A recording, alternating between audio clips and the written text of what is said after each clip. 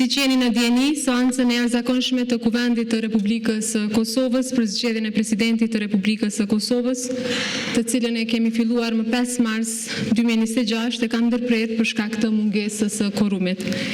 Më 6 mars 2026, presidentja e Republikës së Kosovës, zonja Vjosa Osmani Sadriu, nxjerr dekretin numër 24/2026 për shpërndarjen e legjislaturës së 10 të Kuvendit të Republikës së Kosovës.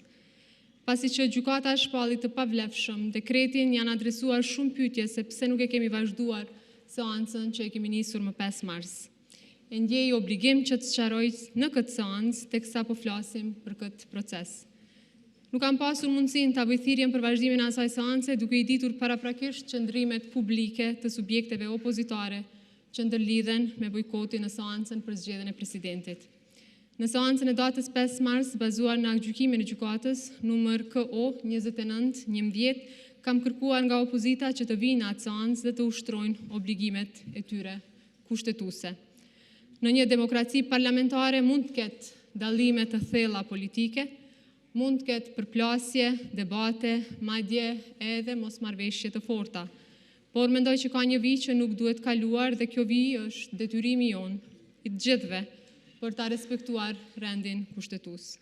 Pra, bazuar në këtë aktgjykim, thuhet: gjykata vren se lidhur me numrin e votave që kërkohet për zgjedhjen e presidentit të Republikës së Kosovës, neni 86.4 I Kushtetutës siguron se presidenti I Republikës do të zgjedhet me 2/3 e deputetëve, përmend raundet, por ajo që është rëndësishme thotë që minus ata deputetë të cilët kanë marrë leje nga kryetari I Kuvendit dhe kandidati I cili merr 80 vota ose më shumë vota nga të gjithë deputetët zgjedhet president.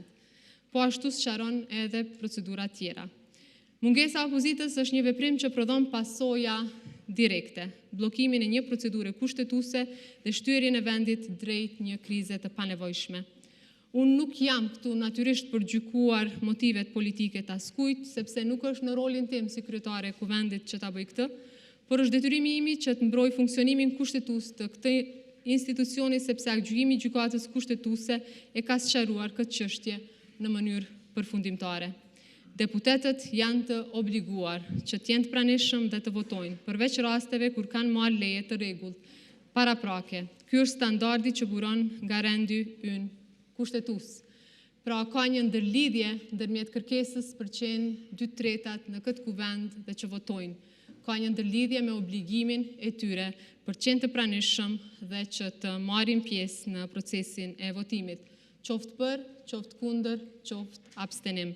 Sot përballë këtij standardi kemi një realitet fatkeqësisht krejtësisht tjetër. Të nderuar deputet, unë jam drejtuar gjykatës kushtetuese për këtë situatë menjëherë po a dytë kur e kam ndërprer seancën e 5 marsit. Përgjigjja ka qenë e qartë. Kjo çështje është res judicata, pra është vendosur një herë e përgjithmonë. Nuk ka hapësirë për interpretime të reja apo për shmangje nga ky detyrim. Mandati që ne e mbajmë nuk do të duhet të ushtrohej sipas kalkulimeve të momentit, është një përgjegjësi që nuk mund të pezullohet kur bëhet e papërshtatshme. Nuk mund të flasim për demokraci funksionale ndërkohë që institucionet tentohet të bllokohen përmes mungesës. Nuk mund të pretendohet respekt për kushtetutën duke anashkaluar detyrimet që kushtetuta na imponon të gjithëve.